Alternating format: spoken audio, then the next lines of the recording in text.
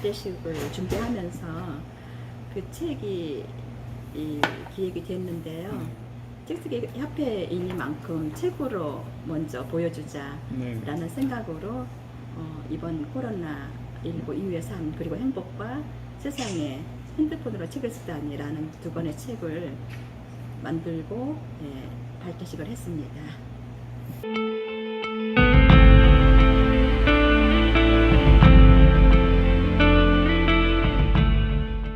아무래도 코로나 사태를 겪으면서 이전에 겪어보지 못했던 여러 가지 삶의 양식과 그다음에 우리의 생각이 달라지지 않을까라는 생각이 들어서 사람들이 한참 관심 있는 테마를 정해보았는데 생각 외로 사람들이 굉장히 다양한 원고를 주셨어요. 그래서 이 책을 통해서 그동안에 우리가 물질 만능주의에 젖어 살고 무한 경쟁 시대를 살면서 점점 뭔가 많이 차지하려고 했던, 많이 가지려고 했던 그런 생각을 많이 좀 벗어나지 않았을까.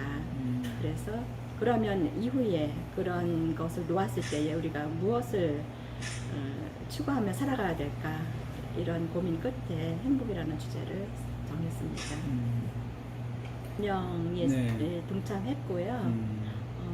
이 책을 만들겠다고 기획을 하고 원고 청탁을 다양한 사람들한테 했는데 그 멤버들이 대부분 저희 협회에 관심이 있었던 분들이고 책을 내거나 책을 냈거나 아니면 그 기존 작가들이거나 모두 동참하겠다는 의사를 밝혀왔습니다. 그래서 협회에 이래저래 간접적이든 직접적이든 관련 있는 사람들이 동참했습니다.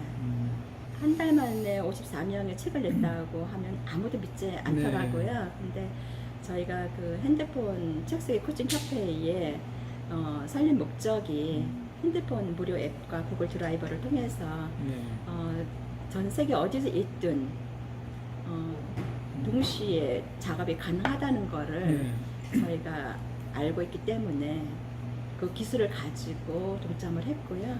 이번 책도 아마 그런 비대면으로 핸드폰 앱과 구글 드라이브를 통해서 책을 만든 아마 첫 사례가 되지 않을까 이런 생각이 들고 이것이 앞으로 우리나라 출판 문화에 큰 반향을 일으키지 않을까 생각합니다.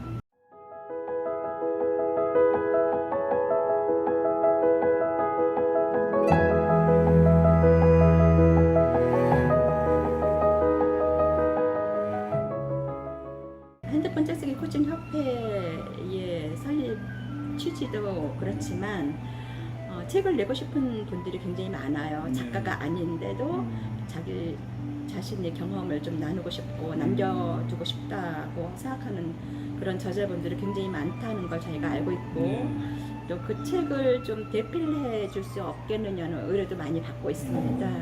근데 대필해 주면 사실 그 본인이 쓰지 않았기 때문에 자부심도 없고 대필한 작품에 대한 애정도 별로 없다는 걸 그간의 경험을 통해서 많이 느꼈어요. 그래서 그러면 저자 자신이 적극적으로 책을 쓸 수 있도록 도와주는 방법이 없을까, 보다 쉽게 저자 이 책에 동참할 수 있는 방법이 없을까, 그 방법을 이제 고민하다가 그 핸드폰 책쓰기 코칭을 좀 해보면 어떻겠냐, 이 녹음을 해서 그게 문서화되고 자료를 사진으로 찍어서 또 그게 문서화되는 그런 앱들을 충분히 저희는 가지고 있기 때문에 그 앱을 통해서 그들에게 쉽게 책을 쓸 수 있게 도와주자.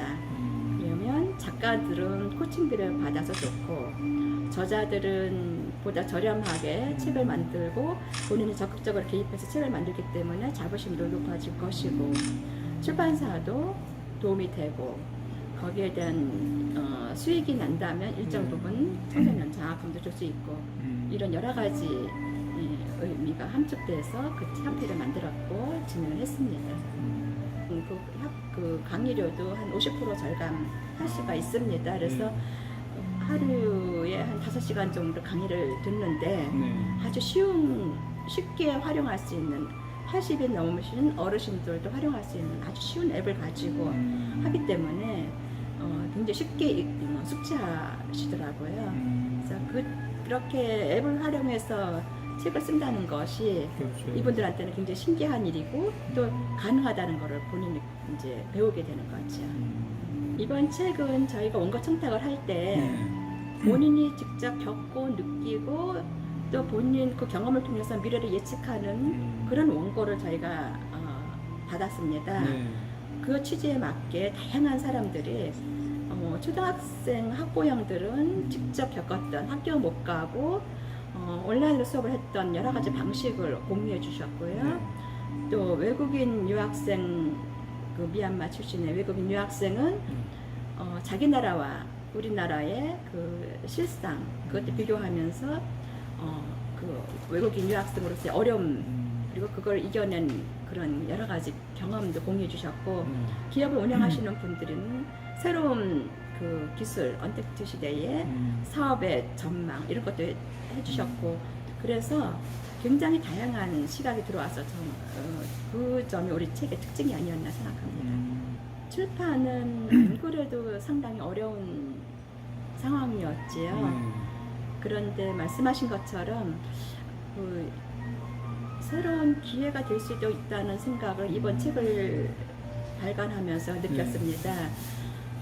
독자들은 무한히 많이 있고 또 책을 내고 싶어하는 사람도 갈수록 많이 나타나고 있다고 저는 생각하고 있습니다.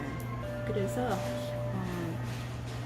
앞으로 책이라는 게 옛날처럼 100만 밀리언셀러라든가 이런 시대는 그렇게 많이 오진 않겠지만 대신 저변을 확대해서 더 많은 저자가 무수히 나타날 거라고 보고 그랬을 때에 전 세계 어디에 있든 이런 핸드폰 앱을 활용한 구글 드라이브를 통해서 비대면으로 책을 낼 수 있다면 모든 사람들이 저자가 될 수 있다는 생각이 듭니다. 그래서 새로운 또 하나의 기회로 활용할 수 있다면 얼마든지 가능하다고 저는 생각하고 있습니다.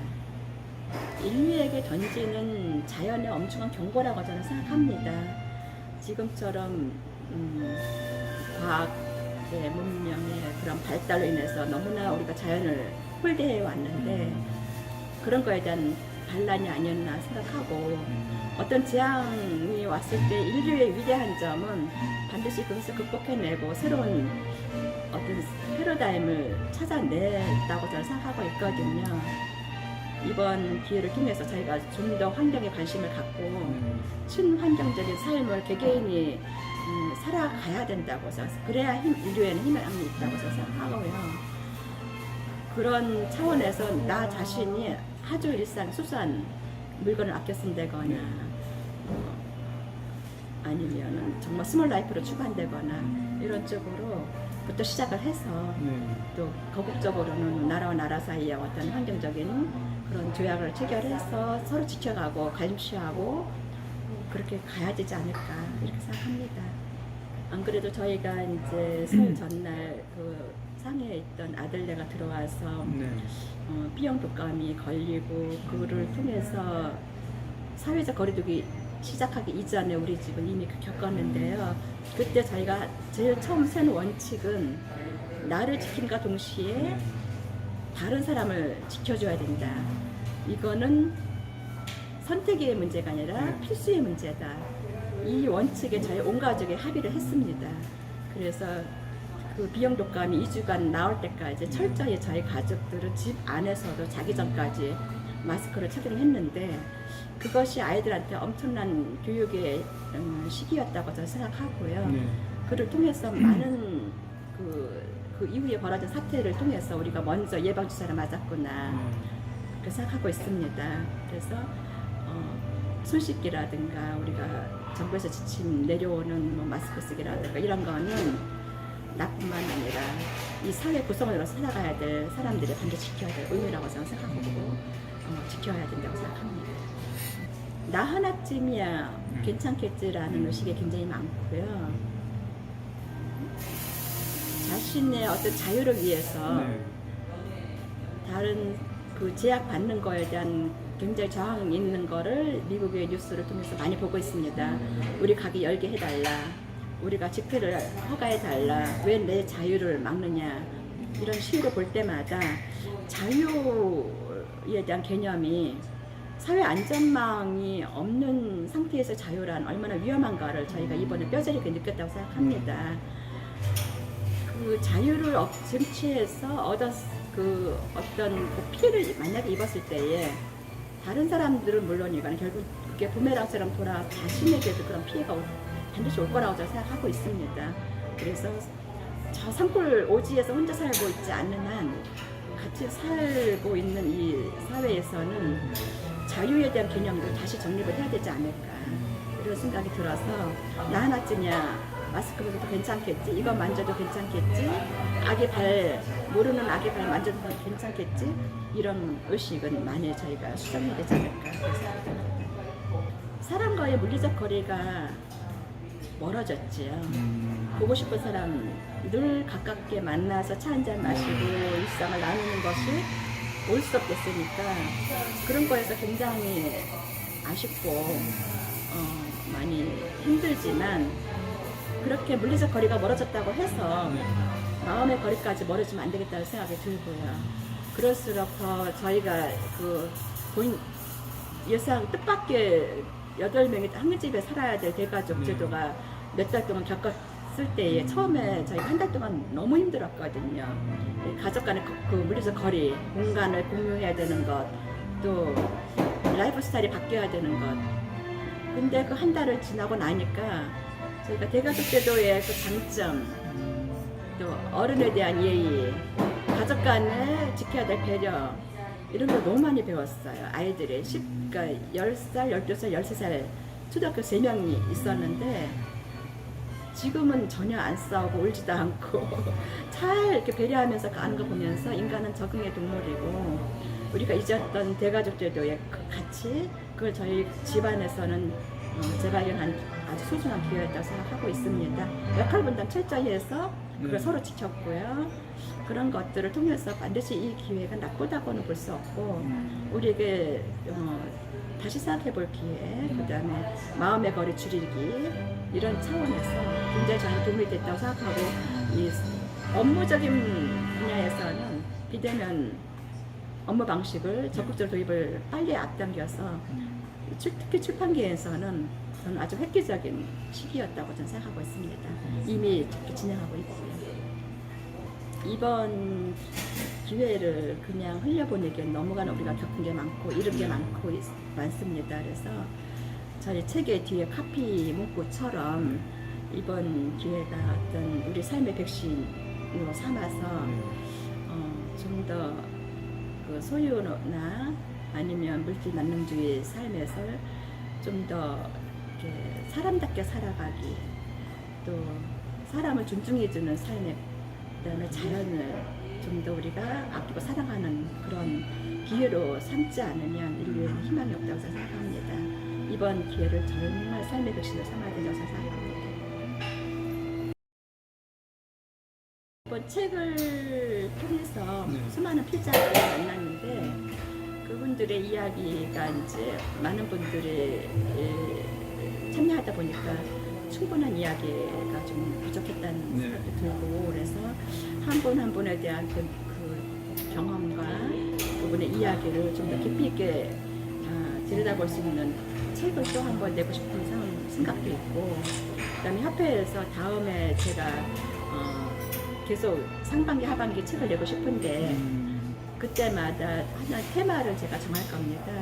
그래서 다음 테마는 저희가 이제 논의를 해봐야 되겠지만 저 개인적인 생각은 이번에 우리가 음식에 대해서 굉장히 많은 코로나 시대에 음식에 대한 생각을 굉장히 많이 했거든요. 그래서 같이 나누는 밥 한 끼, 우리가 너무 쉽게 배달해 먹고 너무 쉽게 편의점 음식에 길들여지고 혼자 밥 먹는 사람들 뭐 이런 얘기 생각, 이런 시대인데 잊지 못할 밥 한 끼, 나를 이렇게 좀 힘들었을 때 일으켜 세운 밥 한 끼, 술 한 잔, 이런 거에 대한 테마를 좀 잡아서 자신의 깊이 감동적인 스토리를 한번 엮어내고 싶어요. 그래서 앞으로 그런 계속 테마 에세이를 상반기 하반기 우리 협회가 책쓰기 협회이니만큼 계속 책으로서 우리가 정체성을 보여줘야 되지 않을까 이런 생각이 있습니다.